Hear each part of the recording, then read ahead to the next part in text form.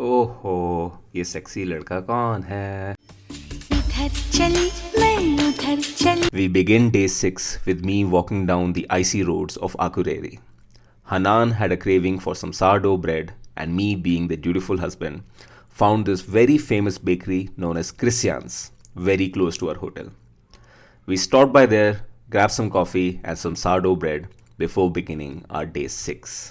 Today we'll be crossing the only paid tunnel I came across the entire trip in Iceland, and it is super seamless. You just have to visit this website called tunnel.is up to 24 hours before the visit or 3 hours after crossing the tunnel, and you're set. Any longer than that, you start incurring fines, but there are no toll gates or any stoppages of any sort. Super futuristic and super seamless. And as we are on our way to our next destination, you can see that the snow is getting very serious right now. Before long, we reach Godafoss Waterfalls, also known as Waterfalls of the Gods. Back in 9th and 10th century, when Iceland was first settled, majority of the folks used to worship the Norse gods like Thor and Odin. But around 1000 AD, with the establishment of the Commonwealth, there was a pressure from Europe to either convert to Christianity or be invaded. This decision lay on the shoulders of Thorgeir, a priest or Godi, and he decided, after consulting with the old gods, that for the betterment of the people, it would be better to convert to Christianity. Pagans could still worship the old gods, but in private. He then came back to North Iceland and discarded the idols of the old gods into this waterfall, giving it the name Godafoss, or Waterfall of the Gods. After the waterfalls, we decided to head to our hotel so that we could dump our luggage and then continue exploring the rest of the region. We are driving through the Lake Meyavatan region, and because of the heavy snow, it's hard to tell what is land, what is lake, what is what. But the drive is still beautiful nonetheless, and it seems like I'm driving on an alien planet. I mean, it's absolutely indescribable. Driving was not too difficult, the roads were clear until we reached near a hotel where visibility was absolutely null. But with some careful driving, we reached Hotel Laksa. And as you can see, the snow is in full force over here. The hotel is pretty decent. We had a little trouble finding the staff. I think they were off having lunch, but they were pretty helpful and showed us to our rooms. The rooms are decent, not too big, not too small.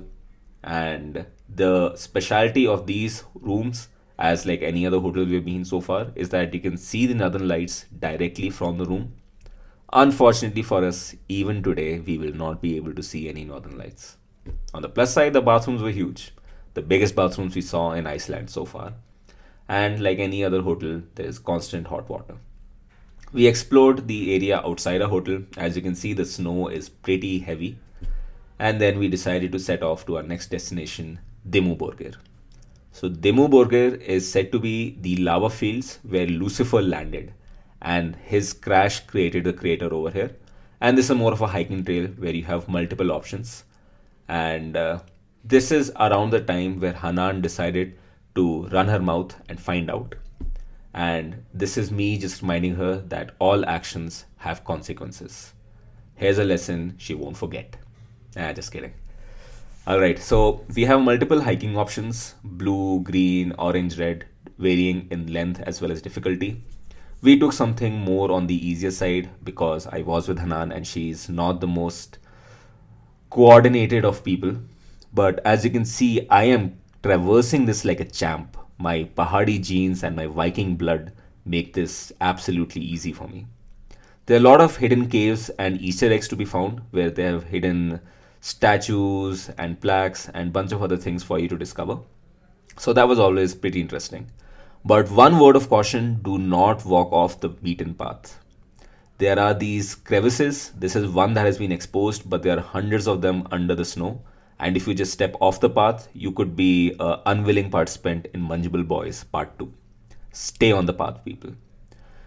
We walked up that arch and took a few photos. Eventually, Hanan got too cold and wanted some food in her system. Luckily for us, there was a cafe right outside the Dimmuborgir. Unluckily, they closed at 2. Here's Hanan expressing her disappointment. We then went hungry and drove to our next destination, which will be the final lagoon, Meyavatan Nature Baths. So this lagoon is naturally heated, so it smells strongly of sulfur. And to be honest, it was the worst of the three lagoons we went to. but it is a lagoon at the end of the day. How bad can it be? And like all lagoons, they also serve liquor right here within the lagoon, and here's me waiting eagerly for my fix. We grabbed some food finally and then decided to go exploring the nearby regions without any plan. For our final destination of the night, we are headed to Greor Dagja. So, this is a grotto which was used to film a scene from Game of Thrones. And spoiler alert, this was used to film the lovemaking scene with Jon and Ygritte. I was super excited to see this place, not only because of the scene, but when we got there, things had changed from the time it was originally shot. There have been changes in the lava flow causing the water to get heated up, and it is now around 60 to 80 degrees Celsius. A big no no. I was still about to go in and avoid the water, but luckily Hanan stopped me because she said it's too dark.